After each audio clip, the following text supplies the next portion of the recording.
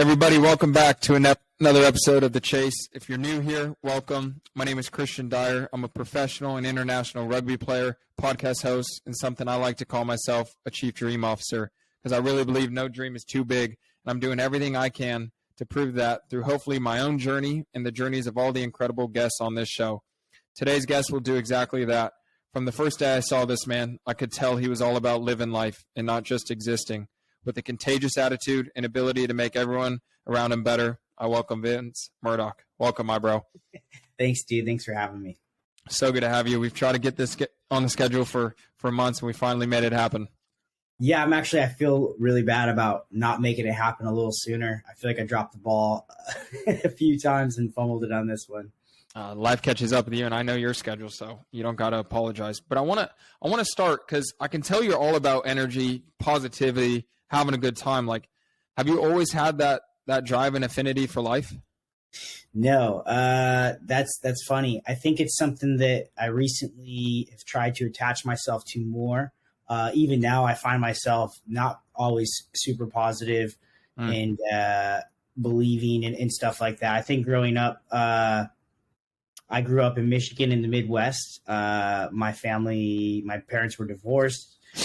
My dad was is in trouble with the law, so I didn't see him very much. And I don't think I was surrounded with any of those things. And it took me a long time to realize that positivity can kind of shape your future, and the believing in yourself and the self-belief. Those things weren't taught to me. So I think as I got older and I started fighting, wasn't until I really started to believe that I was capable of doing more.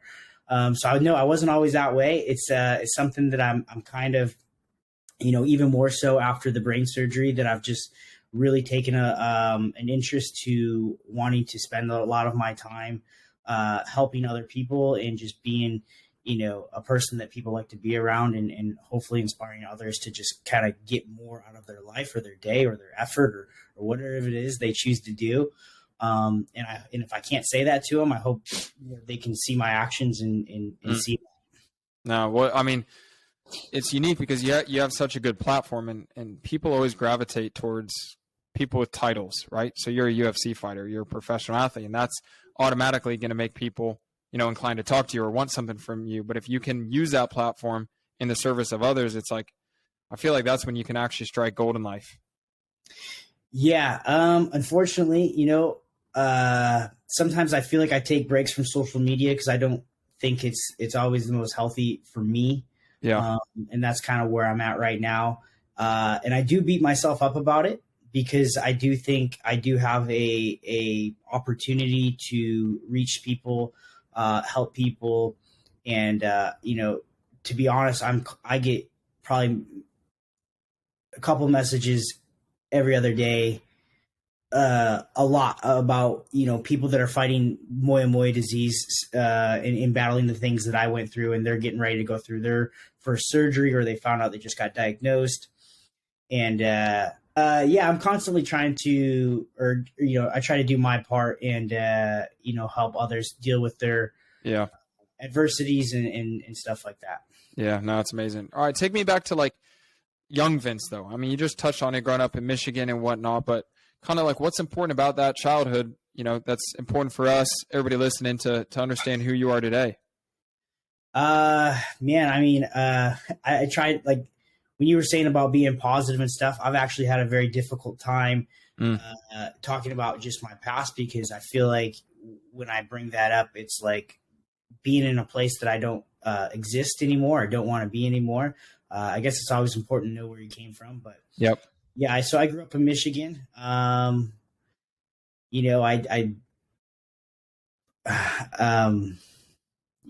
parents were divorced. I transferred schools all the time. I was in and out of jail, and I've had 3 MIPs before I graduated. I had a very tough time in school. I barely graduated.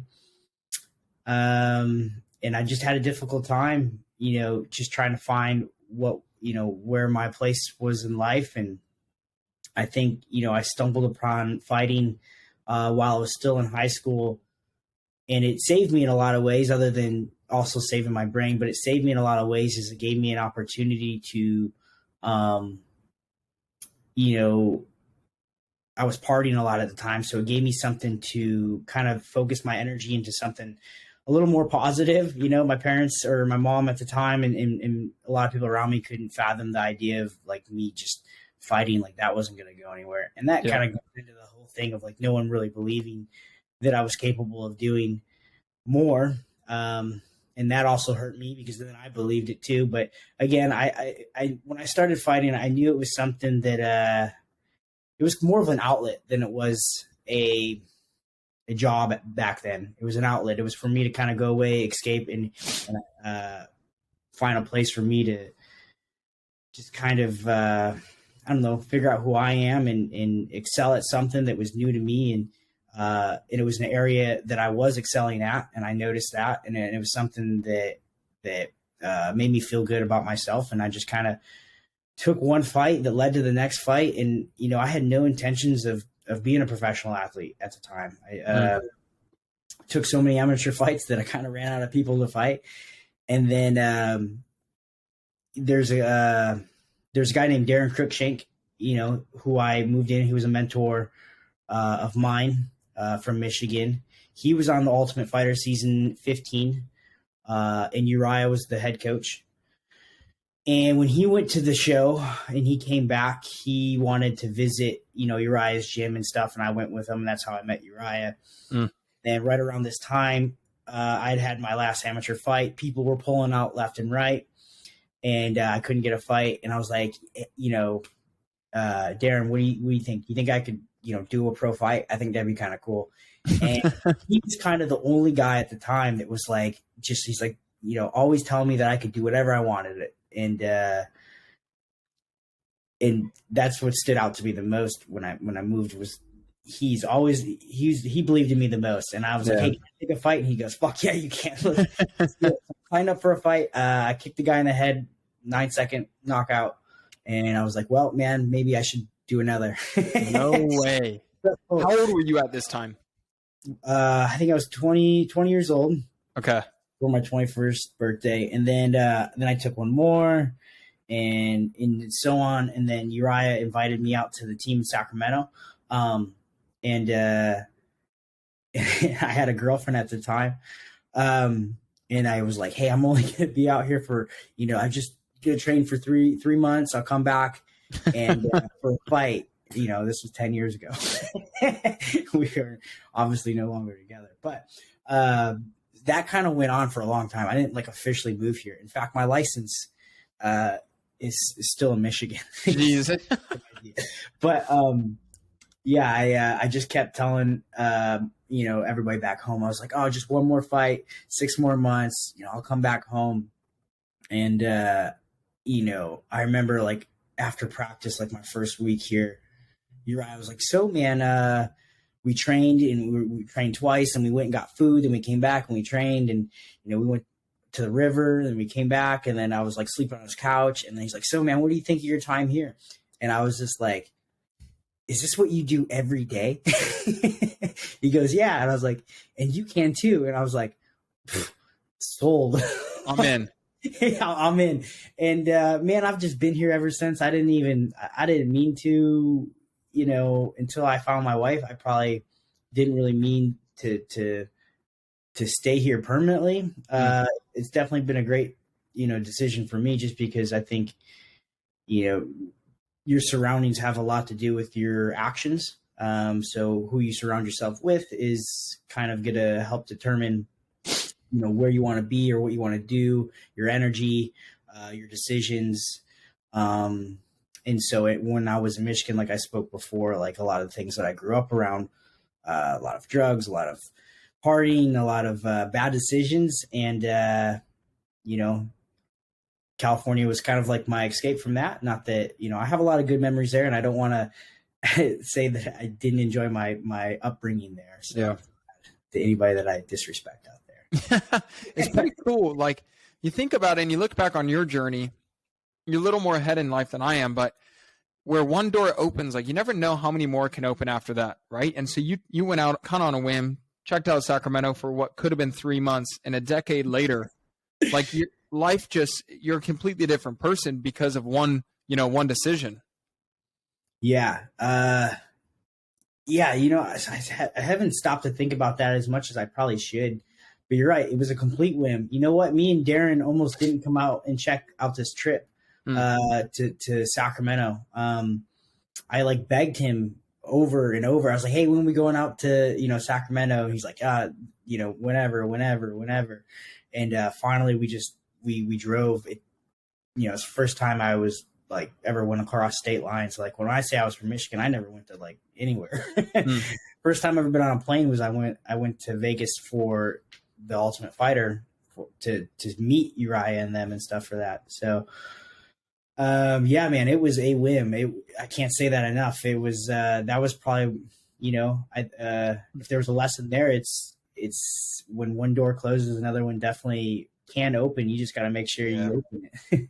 Oh, dude, it's so true. And I remember, when Urijah was on the show, he was telling me about the law of exposure, right? You're with like-minded people or people who have more than you in life and you want that, or they're smarter than you and they teach you something and you want more of that. And it's like, you really are a product of your environment. And, there's a saying, you're the average of the 5 people you surround yourself with. And like, it's one of the biggest things that I've been learning in life is, of course, I'm loyal to my friends and the people I grew up with, but not every one of those are people that live the life that I want to live, or, it's about doing stuff for yourself, but putting yourself in the best situation possible to end up becoming the person that you want to become, or living the life that you want to become. And it takes conscious decision to put people in your circle that are doing that. Yeah. I remember actually, and everybody says this too, but there's a reason why they say that when they meet Urijah. He's mentored me a lot in a lot of ways, and I've been inspired to be like him in so many ways. The guy has shaped the lighter weight divisions, for me. Like, he's paved the way for so many people. The guy's literally, put food in my mouth. Like, he's an incredible person to know and just surround yourself with. So it's not, you were saying like you still have your friends, and it's not that, like, you're right, I still do have my friends from Michigan, and it's not like I think anything left of them. Yeah. Less of them. It's that I just, they're not headed in the same direction that I'm trying to live, or the goals. Our goals are different. Yeah. Maybe they go on to make carpentry or something. I don't know what it is. Yeah. But do you know what I'm saying? So yeah, I get what you mean in that way too. And I think that's important to have a mentor. And if you don't, kind of find somebody that inspires you, whether you know them or not. I think it's really important, because now you're basing your actions and they're pushing you in the direction that you inspire to be. Well said. Well said. Let me ask you the $1 million question. The whole premise of the show is like, what dream were you chasing then, and kind of what's your dream now? Yeah. I probably, if I had one big message that I've always seemed to not say, it's about believing in yourself. And I think the majority of my career in my life, but especially my career where it mattered, was I didn't believe in myself. I never thought that I was going to the UFC. And guess what? I didn't for a long time. Yeah. And it was only because I just told myself that. And back then, my goals weren't to be in the UFC. It wasn't. It was to be a professional athlete. And then boom, like, I had goals, but they just weren't really that large. And that was a fucking problem, because at the same time, I met Cody Garbrandt. At the same time, I had more fights than him. I think I was 3-0 and he was 1-0. He knocked out 6 dudes in like a year, went to the UFC. Like, why didn't I, you know what I mean? But I never inspired, like, those weren't my goals. And that, that's a problem. And it took me a long time to realize that. And I don't know what sparked the question or the thing. I think I just literally got fed up with the life of like a fighter, of just, training. I'm injured. I'm broke. Like, the fights are falling through, and like, I'm in the gym and I'm fucking people up, or I'm doing really well. I'm holding my own. I know how good I am. And, I think my manager called me and he offered me a short notice fight for the UFC. And I was really, really heavy. Like, I'll share this. It's not, none of this is privilege, I guess. So, it was a fight, Corey Sandhagen, who's a 135, like, top contender. That was going to be should have been my debut. And I don't think I even told my manager how much I weighed, but I remember I stepped on scale. I was like 174, and I fight at 135. And, dude, I know. And I'm just sitting here and like that and I didn't tell him that. I just told him that I was like, bro, I'm just too big. I cannot make the weight. And I remember just seeing like that. That was my opportunity. There's me not believing in myself, getting the opportunity of like what I secretly wanted, but would never speak into existence. And after that, I was so upset with myself. I told back then she was my girlfriend, Kira, but back then I was just like, I just had to go all in, and I was more upset. So I just doubled down on everything. And I was like, no, I deserve to be in the UFC. I deserve these things. I work hard. I train hard. I put in the time, and I've beaten the prospects. I've beaten the people. I've taken the tough fights. I've been in the sport the longest. Yeah. And it just took me like actually verbally saying, like, believing in myself. I know it sounds so corny sometimes, and I get that, but like, maybe that's what you need. Say it out loud. Write it down. I don't know, but believing in yourself is probably one of the best things that's ever like accomplished the most for me. And maybe it was because I was scared of failing. Maybe that's why I didn't say those things, because I don't have to fail if I don't ever go for them. But failures also taught me also brought me one step closer to my dream every single time. I've learned the most from my failures, and I think in order to be the most successful, you have to fail as often. I mean, it takes me to, fall down 10 times to win one time or whatever it is, not in a fight, because it's not a good record, not a good ratio. But basically what I'm saying is like, it's never over till you say it's over, right? It only ends when you quit. So it's just like, just don't quit. If you enjoy it and you love it, you need to believe in yourself, basically. Facts. Do something, believe in yourself. And I think, after I got that phone call, I was just so like mad at myself for not believing in myself that I just kind of did that. And I just showed up with a new mentality every day to the gym. I told my managers, I was like, next fucking thing, I'm like, I'll be ready. The answer is yes, I'll be ready. And, and this is when the brain stuff happens, but we can talk about that too. Gee, I was going to ask you, were you driven by the fear of failure or success? And you just touched on it. And so has it now changed towards success? I'm not really driven by any of those things anymore. But yeah, I think like we talked about it in the past between me and you, performance anxiety. Mm-hmm. I think that was debilitating at the time, was the fear of failing, the fear of losing. So it makes it so much easier to not set myself up for those failures, instead of, the opposite. So I wouldn't say I was fearful of failing versus succeeding, just so much as I didn't believe that I was capable of doing those things. Like, it's more of a belief system, really. Yeah. Yeah. All right. Before the operation, what was the trajectory of your life looking like? Especially in the UFC. Dude, man, let me just, obviously, like I just said, like the goal was never the UFC, but the reality is, like, you don't fight unless you intend to get in the UFC. Like, I've trained with UFC fighters. So, but like, my thing wasn't like, it was the UFC. So just imagine how, like, I started fighting when I was 17. I got the call when I was 27 or something. 10 years, about a decade. Yep. And, a lot of sacrificing. I moved across the country, just all the things that go with it. All the injuries that I've taken to get there. I'm getting ready to fight. I've already started my weight cut. I'm in Minneapolis to make the debut. And they call me in for like a last minute, reading of my scan. I've already had the test. They've already shot the dye in my MRI, lights up your brain. And I go in there. I brought my coach. His name was Mike Malott at the time, or that's still his name, but Mike Malott. He's also in the UFC now, which is awesome because back then he was just coaching. So it's cool to really see him go after his goals. And he's another really good person to check out as well. But I will. I took him with me into the room with the doctor. I didn't want to go in alone because as soon as we went in there, it got he's like, hey, I don't know how to tell you this. I was like, hey, can I bring my corner man in? I just rather have him here for this. I don't want to look at this alone.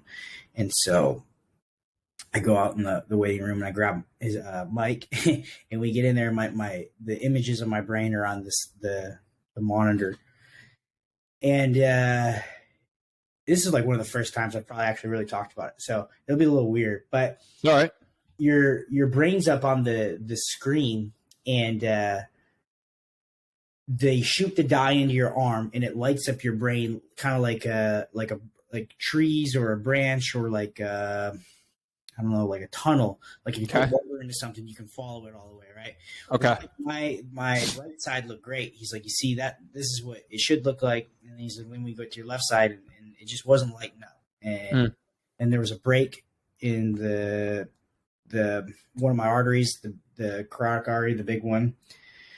And he basically was just like, hey, I don't really know how you're here right now. I don't know, how you're still alive, especially given the sport you do.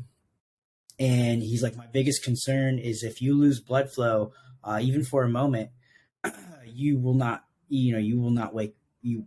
I don't know how, basically saying, he said something. You could die. Yeah, he's basically, you die. But like, he said something really stupid that me and Mike afterwards were like, what an asshole. Why would he say that? I can't remember what it was though. He's like, so anyway, I was just like, look, man, can I fight or not? Like, yeah, give it to me straight up. No. So I argued with him. So much that he ordered an emergency brain scan. So I go, look, man, I got this brain scan at some children's hospital in Sac. Like, let me just get a new brain scan. I swear that's not mine. Look at me. I've had 16 fights. That's not my scan. And he goes, okay. And he sends me to the ER, gets me an emergency brain scan. We come back and he's like, man, your brain still looks the same. Still shit. Oh my gosh. And so he didn't know it was moi moi at the time. All he could tell all he could see was that my left side of my brain was not getting blood. And he's like, I don't really know how it's getting blood at this moment. I don't know. For some reason, it didn't shock me as much as I was like really pissed that I couldn't fight. Like I was going into this with the best week of my life. The best week. It is everything a fighter dreams of. You know what I mean? Fighting for the UFC, Bruce Buffer, all those guys. Francis Ngannou was the main event. You know what I mean? No way. I'm just sitting here like just on cloud nine. I'm getting my UFC bag, all the clothes, the shoes, everything, the works. I'm doing all my photos, like the photos. I'm getting to know everybody. I'm doing interviews with the UFC guys so they can say my name right. I'm signing the posters, you know what I mean, for the card. And you were living a dream. Dude, I can't say it enough. And it was like, I brought my best friend. His name's Cody, also a UFC fighter, lives in Vegas now. But, I wanted to share that moment with him because it was a big deal. And so I brought him and we were just, we lived together when we were kids, like 18 years old. We were both chasing the same dream. And I was like, how cool is this? And man, I've never really talked about this, but dude, no, I appreciate you opening up so much. But yeah, so, 1 second I'm getting ready to fight and, and then so sometimes they do this, obviously I hate even saying, I don't know if I'm allowed to say, but for some other things that aren't as important, let's say it's like if it could have been possible to say like, hey, he's obviously lived with it for this amount of time that he's okay for one more day. We just needed someone to sign it. I was like, surely I'm okay. Like, let the UFC doctors, the shadow, I just realized it was a big shadow. the UFC doctors, like, let them take a look at it and decide if I'm capable of fighting or not. I was like, I don't want this fucking guy telling me if I can fight or not. And so then I'm waiting around for a call. The weigh-ins, like in, a couple hours, I'm cutting weight still and just wondering, like, can I fight? Like, and then I get the call and they're like, hey, we're going to have to look at this a little more and see what's really going on with your brain. It's not good. So my dreams weren't entirely crushed because for some reason, like you said, around that time, I've like adopted this new, mentality of being really optimistic and positive. And I was really, I still live that way, but at the time I was really like, I'm like, it's okay. I'll just get on the next card next week. They'll just push the fight over. And I was like, I just got to take another test to show them that it's found a way to compensate. Cause that's what my brain was doing at the time. It was compensating. And so, one more scan after the next until, like I went to this one and the lady was like, she's like, sir, you need to, like, this is not good. You need to seek medical attention right away. And I was like, look, lady, I'm aware of what's going on. But everyone I saw would like treated me like I was a walking, ticking time bomb. Like, and it was kind of disheartening at the time, but eventually, I had to see someone who specialized in like they called it stenosis, which is like the narrowing of the arteries. And so Stanford, luckily, was only just down the street here in California. I was pretty lucky to stumble across that, and I wanted a guy that specialized in this procedure, if it was something that I needed. And so Urijah is actually the guy. This is what I'm saying. Here we go again. Urijah. He's the one that actually found Stanford, found the surgeon, and he's like, this is the guy you need to see. And I was like, sure, man. Like, I don't know. I'm going to let point me in the right direction. Yeah. And so he did all the research for me. He helped out a lot. And so I ended up getting the consultation with the doctor from Stanford. And first thing I was like, hey, can I still fight? And he's like, this is all going to come down to your recovery and how well you handle the surgery. He's like, you're young enough and you're fit enough to where I think you'll do well, but I can't say for sure. But it's going to come down to your recovery process. That's all you needed. That's all I needed. And he was the one that kind of explained to me like what I had was like moya moya and like what it was. And basically moya moya is a disease where the blood vessels in your brain, they begin to narrow over time. It can happen at any times of any part of your life. It's more normally in Asian ethnicity and in kids. So either kids or Asian. And then when it comes on, it can spread really fast or it can be slow.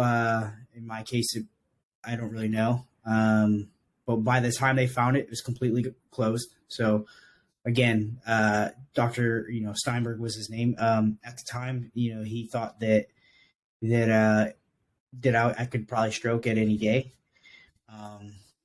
So we had an emergency brain surgery, and I had the brain surgery, and 11 hours, right? Yeah, I think it was like 14, but yeah, oh jeez, stuff like that. I went in on a Wednesday and I woke up on a Thursday. That's all you need to know. It was long. Yeah, it happened so fast, and it probably was better because, like I said, the amount of moya moya people with this that reach out to me don't have the option that I did. They're usually have already suffered a stroke, something serious, then they're getting the procedure of the brain surgery, and then and so it's like a waiting game. And for me, everything happened so fast that it was considered an emergency, which made me I didn't even have time to think. Like, no, wait, let's see other options or whatever. So I feel for people where they weren't as lucky because the reality of the disease is actually pretty can be pretty brutal. I try to keep in contact with as many of them as I can, and they're all dealing with their own battles, and sometimes it's hard for me to go on about my day, knowing that someone else is struggling as much, and then that's why I'm trying to show some of these people that inspire them to do more, because maybe I did, escape with my life a little bit, but I'm going to show you how to live with that little bit of time, whatever I have left. I plan to live a very full life, so yeah. No, that's incredible. So you had a fight scheduled November 4th, and then brain surgery was the 13th, if I got my dates right. Not entirely sure. No, it took about 2 or 3 weeks. So I think my fight was the end of June. Can't remember. New brain. I thought I listened to that. But anyway, so you had a short. I had a. Me and my wife got married the same week or something, because when I was getting ready I'd already proposed, so it wasn't like she got married with me, like oh shit, he's gonna die. No, we were already proposed, we were already meant to get married, but we didn't know, what kind of. Just because, obviously the disease itself presents its own complications, but so did the surgery. So we knew the surgery could have been a little more severe. Luckily it wasn't, but I just wanted to make sure that she got a really cool day. So we did that I want to say 3 or 4 days before the surgery. And so that's great. That might've been one of the numbers out there That's crazy. But the reason I bring that up is that short amount of time. Then look where you are 6 months after the fight. Look where you were a year after the fight. And the only reason I mention this is so people can understand how much life can change in such a short amount of time, both for the better and the worse. And so I know a lot of people that they're stuck in the position they are right now in life, and they don't see the end goal. They don't see the light at the end of the tunnel. But if you think about it, and you look at yourself in that position, and then you look at yourself now, it's night and day difference. And you made the conscious decision every day to make the sacrifices, to do the little things, to have an intent with the things you do. And everything's different. And that the same can happen for anybody in this life. If not more. There's a lot of things I could do better. But one thing's for sure, and I have probably a lot of right to feel sorry for myself, but for, for what? Had I not took a life of being an athlete, had I not, obviously it sucked to not fight in the UFC. Obviously, that being taken from me after everything I've worked for to disappear, the things I'd already overcome up until that point, which that could be a podcast itself, but had I not just decided to be a fighter, maybe I didn't even take that fight. Maybe I was too fat for that fight. You know what I mean? I would probably be dead, because I wouldn't have found the brain disease. I wouldn't have found the clogged artery, And so knowing that, how can you be mad? Everything happens for a reason. Exactly. I almost felt like this was just supposed to be a bigger comeback. I don't know, but I know that I couldn't be that mad, because I was alive, and that was surely worth more than any debut could ever be. And so, yeah, I think that stood out to me more than just having everything taken to me, and this I remember. So, like you said, the 6 months after that, my next goal, I made a goal as soon as I went in under and I woke up, and I said, I want to fight within a year of having brain surgery. I know it's not the coolest goal, the smartest goal, or even the brightest, but I was that's what I want. That's the goal I set for myself. I think it would be that's the inspiring thing that I want to put out there. Watch me do it, watch me get my skull taken off and all these other things, and stitch back up, and and come back and fight. And I had to check off a lot of boxes. I had to see a lot of doctors. I had to do, I lost my ability to speak. My vision was gone sometimes. It was a lot of things, but I think, you'd have to ask my wife, but I never was down on myself for not even a second. I knew I was going to come back. I didn't even think about like, what if I can't ever come back? I just knew that I was going to. Dr. Steinberg said there was a chance, so I knew it. Like, I just knew that I could. I said, give me the task and I'll complete it. So it was this, and, you needed to have this blood pressure and this amount of blood on that side of the brain and this, and I was like, well, how can I do that? How can I facilitate new blood to that brain? Exercising, walking, better diet, don't drink. Like I spoke to you earlier, I quit drinking, and I still don't drink, but at the time it wasn't because I didn't like to drink. It was because I wanted to give my brain every opportunity to normalize itself with the new blood flow and the new blood vessel and all those things that came with it. So, you wanted to give yourself zero excuses at the end of it. You gave everything you had. And like had I showed up and he was like, you didn't make the cut, and I'd be like, well, what did I do wrong? And I could point to all those things. But man, I just never thought for a second that I was not going to not come back. I just I did it, and I did fight within a year. It didn't go my way, but you still fought. Yeah, I still fought. Like in less years' time, that's what it is. I fought November 4th the following year from my surgery. So that's exactly how it was, under a year that I fought. And so, I just kept telling myself that, like, at the end of, it's such I've come to realize that it's such a blessing and a gift to be able to compete. I'll never be mad at myself because I didn't, achieve the things that I wanted to. The ability to do so is what I'm really most grateful for. And you got to think, decisions are not always going to go your way, right? And I just told you that this past weekend we lost. But at the end of the day, if I can go to sleep at night knowing that I, number one, gave everything I had into that, and number two, I prepared, as well and as diligently as possible, well, then I can close my eyes at night knowing I controlled everything that I could control. And that's a good thing in life. And that's something that more people should start thinking about, is stop, number one, caring what other people are thinking or saying about you. Stop caring about just the outcome and the end result. Start focusing on the little things day to day that lead up to that. That's what it's about, I think. Yeah. This is funny. Urijah story, kind of. He brought in this guy when I was really young to help us. It was kind of like a mind coach seminar that he had brought and set up for us. And I don't even know if this is the whole team was there. So they all had the same speech, but everybody took notes, and whoever, they might've took something completely different that day than I took, because there was only one that we did. But what I took from it was, I put this everywhere, and I still tell her, this was like 8 years ago.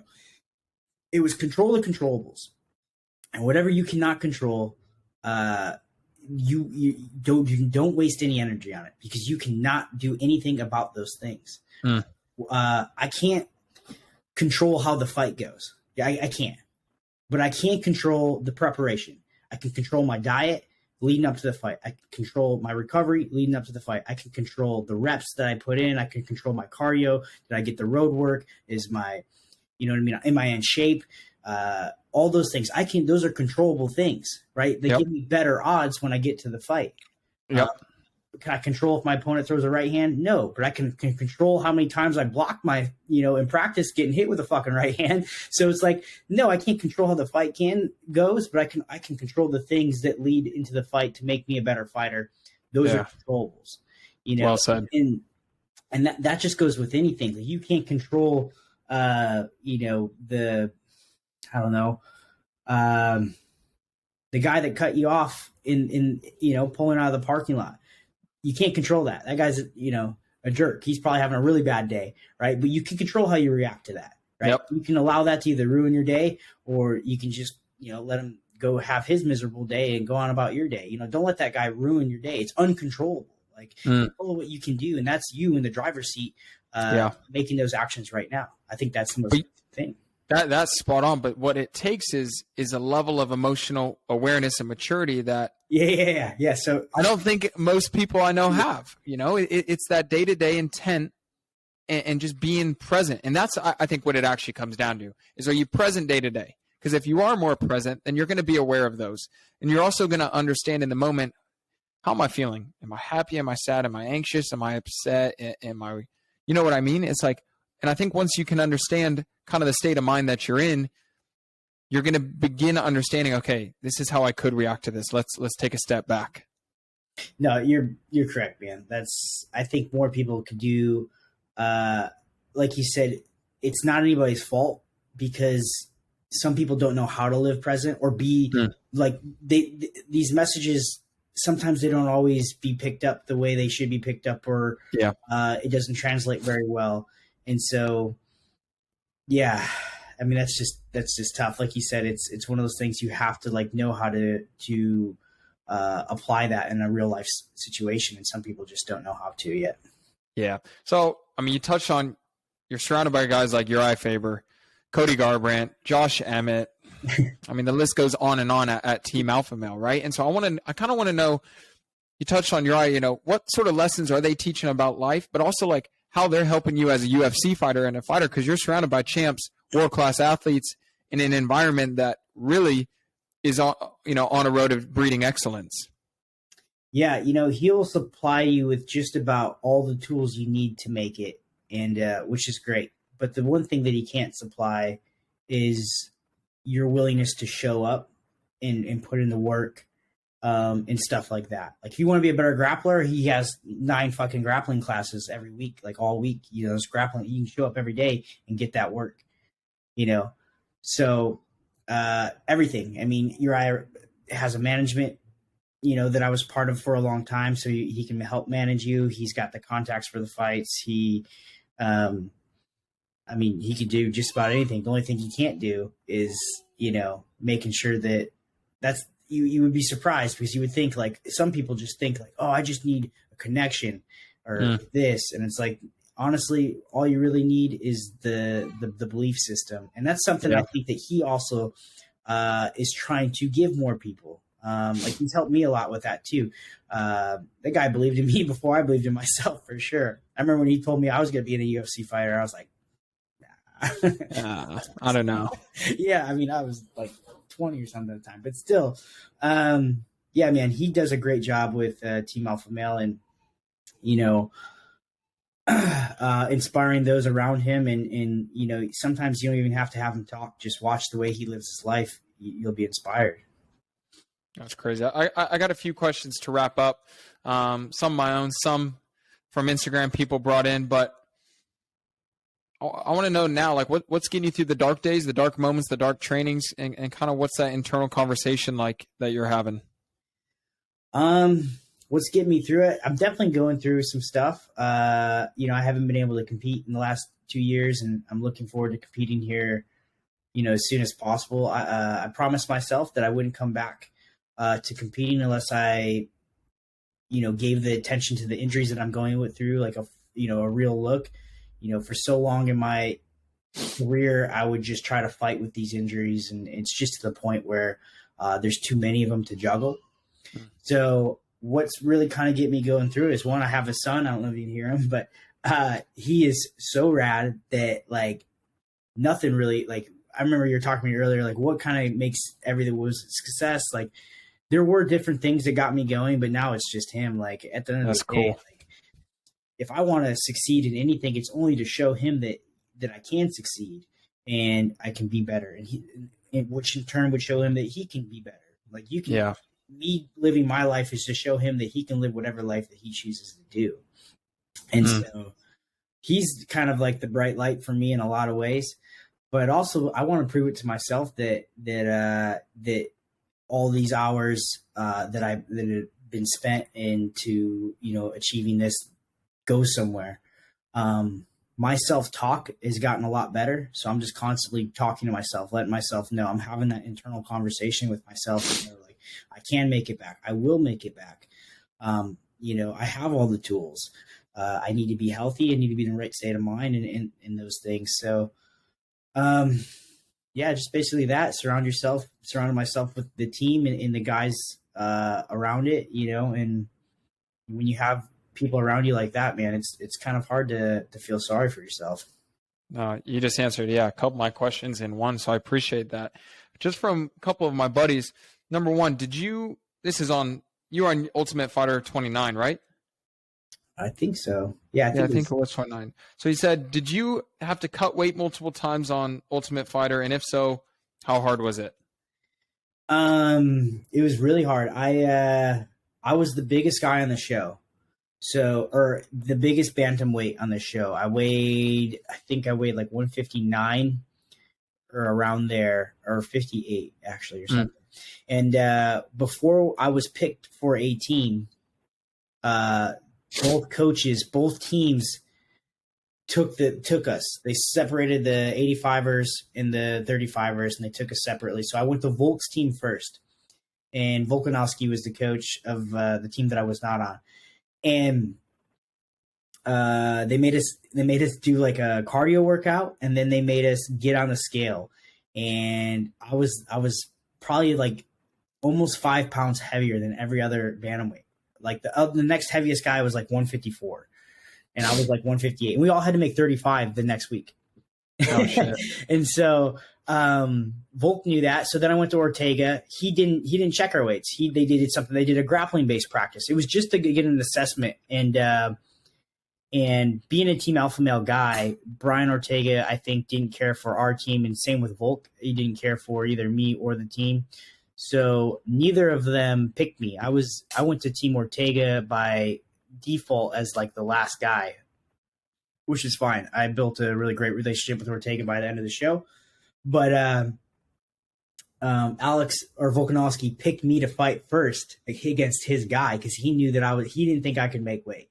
He thought I was the fattest guy there, which maybe I was, whatever. But I can cut some serious weight, and I showed that because I made weight and my opponent did not. He missed weight. So no way. Yeah, my guy missed weight, and so I remember talking to him about it a little bit after the show too, because I won the fight, and I went over to his corner and I just went, "Last pick, motherfucker." And he's like, "It wasn't personal," or something like that. Are you talking to Volk? Yeah, and he's like, "It wasn't personal," and I was like, I mean, it was all good, but there's definitely you kind of made it personal. Well, I had to, I was like, yeah, I had the biggest resume out of all those guys on the show, and they all thought less of me, and that bugged me, And, so it was hard not to have a chip on my shoulder. Jeez, that's a cool story. But so each fight you're having to make weight, right? Yeah. Oh, it was fucking brutal, man. But how many fights I had could you fight on the show? There's only 2 fights, but the show was 5 weeks, so there's only 2 fights. So I weighed in twice, and it was difficult, man. I don't really know how to say it. Like I definitely had probably the hardest time out of everybody on there because I was just the biggest. But I have a system, and if it's followed correctly, it works. Yeah, and you know yourself best. Yeah, and they had a really great rehydration process and stuff, so it really helped. And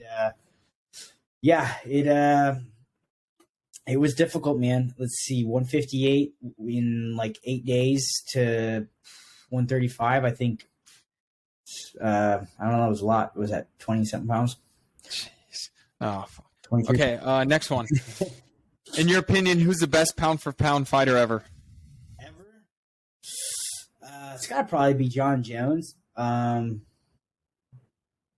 Jones. I'm really making the argument for Volkanovski just because of him moving up the weight class, and I actually believe that he won that fight against Islam. But I'm biased. I was all for Islam that fight. What, dude? Oh, unreal. Well, look whose shorts are behind me. Yeah, dude. What was that? I got Khabib's short. No, it's Khabib's. Bro, you are out of your mind. I don't even know what this I'm biased because me and my buddy. So one of my best friends in college is Khabib's cousin, and so we went down to AKA a few times and trained with them, trained with Islam, trained with Khabib leading up to the McGregor fight. So I met him a couple times. That's the reason. I don't know what that means. That means there's a personal connection, and I wanted him to win. Okay. Doesn't mean he wins the fight that he lost, or he should have lost. Oh, that's crazy. No. I don't really have a good opinion on that, on the win, the decision. You know, I also don't analyze fighting like you do. But lost. was it close? Yeah. It was definitely close. But again, I mean, John Jones, you can't argue that the guys, every single fight that he's had for the last like 10 years have all been title fights. Like who else? No, it's crazy.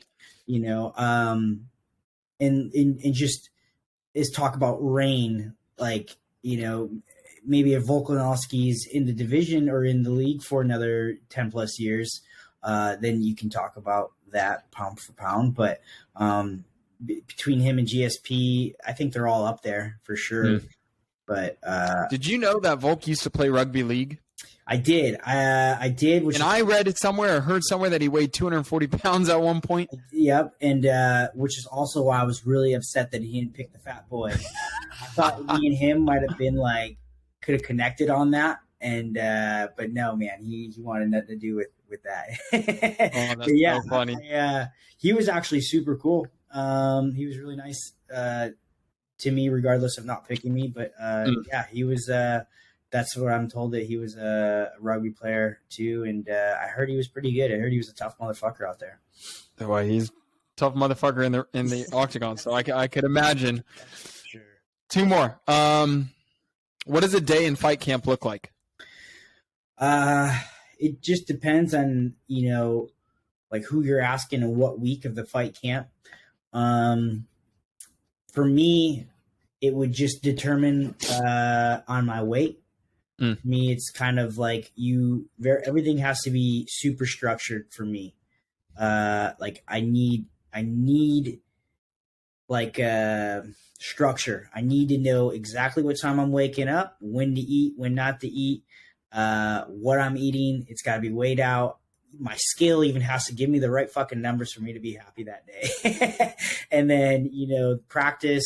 A lot of what I do is heart rate related during the fight camp or the fight week. Yeah. So I'm looking for targeted numbers. If I hit those, I'm happy. If I don't hit those, I gotta, you know, things like that.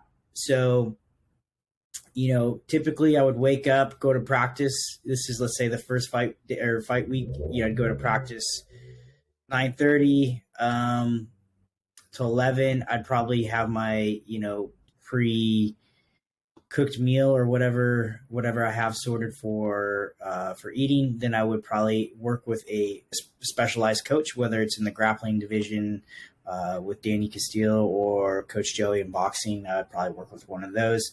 Then I'd come back for maybe jiu-jitsu at night, depending on how I feel. And then strength and conditioning, probably about 2 to 3 times a week leading up to the fight, probably almost once a week, just touching on a few things, making sure I'm firing the right muscles. Yeah. But mostly the training times would stay the same. I would probably do more personalized sessions, like solo, like one-on-one with a coach versus like team. You kind of want to start to zero in on what the game plan is for the fight.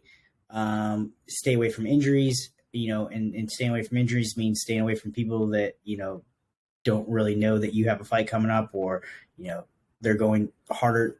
If you're dieting and stuff, you're a little more fatigued and injuries are more prone to happen and stuff. So kind of navigating that. And then, yeah, so fight week is probably the most stressful week, is because now you're depending, like for me anyway, I am monitoring my weight like a few times a day. Where we do a thing called water loading, where you actually load yourself with lots of water to help release a lot of the water, to help pull that water off and that weight off. And then just kind of making sure that you're doing all the stuff that's asked for, you know, from promotional stuff, podcasts, whatever it is that they're asking, you're trying to fit that in. And just hopefully relaxing. That's what I'd like to be doing, is just trying to relax, focus on the fight. Some people have different systems. Some people like to be all in and like just thinking about the fight, like visualizing. I like to not think about it at all because it's stressful. So for me, I just fucking don't even think about it. Mm. So, And then when you're in fight camp and you're training, how much is it about kind of like you as a fighter building on your strengths, making them world class, working on the weaknesses versus, I guess, like training for your partner? Like how do you strike the balance between you versus the opponent? like training for the particular fight, like I would try to find like their style of fight. Yeah, so if I'm fighting, the good thing about our team is that we have like 30 or 40 plus guys on the mat at all time, all shapes and sizes. So if I'm fighting someone that's 6 foot tall, we probably have at least 3 or 4 6 foot tall people. I'd pick those 3 guys out and be like, hey, you know, you guys will be my rounds today, and then I'll pick one of them most likely. And then, you know, ideally I'll make that guy my partner for the whole camp, you know. Interesting. So like I can count on him to be at every, you know, I'll ask him to be there. You know, like, can I count on you to be here every day leading up to the fight and stuff like that. If I'm fighting a southpaw, you got to find southpaws. And sometimes you would just ask your partner to turn southpaw if that's necessary. But you kind of want a guy that's a natural southpaw because you want something that's more natural. But yeah, I mean, that's about it really. You also train more fight, like you're not really like learning too many new things, you know? So hopefully you've done a bunch of that outside of your fight camp, or you would hope in camp that you can just kind of touch on those things and, you know, reps, getting the conditioning going, getting yourself. A lot of what I feel like fight camp is just building up the belief in your system to go out there and just let it all hang out. You know, I think that's important. You know, like really, like if you're not, I don't think anyone would get in there if they didn't believe they could win. But if you're not like super confident in that, that's what camp does for me. It just builds my confidence. Every day I'm just getting more confident. I'm like checking off the boxes. I'm grappling X amount of times a week. My submission game's getting better. I submitted X amount of guys this week. Like, it's just confidence. The cross is coming out. I'm putting guys down. Whatever the case is, I'm just, you know, it's a confidence builder for me. So, well, you got to think like the fight camp and the days leading up, you're just giving yourself evidence, you know, that you did what you had to do. Yeah, I like that. That's a good way to look at it too. Evidence. Yeah, it's just proof that you've been there, done that, and you're doing the work. Absolutely, man. I mean, I do really want to thank you from the bottom of my heart, because you talked about how you never really talked or opened up about the moya, you know, the brain surgery, and you said this is kind of the first time that you're sharing some of this stuff. So for you to do that and share with me on this episode, I'm really grateful. And man, since I said in the beginning, the first day I met you, you've been an inspiration to me, and even before having the injury and the surgery. So I appreciate who you are more than you know. Thanks, man. I appreciate that. You're very welcome. Well, next time I'm in SAC, we're either going to go for a bike ride with the boy Gaston, or I want to come see one of the, you know, the training days that you guys have, and just kind of understand and experience your guys' life for a day. Dude, yeah, you can come in, spar Gaston or something. Yeah, I don't know about that. You know, I play a contact sport, and I've talked to people about this. You know, I make tackles for a living. I get tackles for a living. I don't know what I would do if I got punched. Like, I've never been punched straight in the face. You'll tackle. I have no idea. That's a good thing about MMA. You can tackle them. Yeah, geez. But anyways, man, you got a family. I know it's getting into the evening time for you, so go enjoy them, and thank you again. Dude, well, thanks for having me. I appreciate it. Always, man. Always.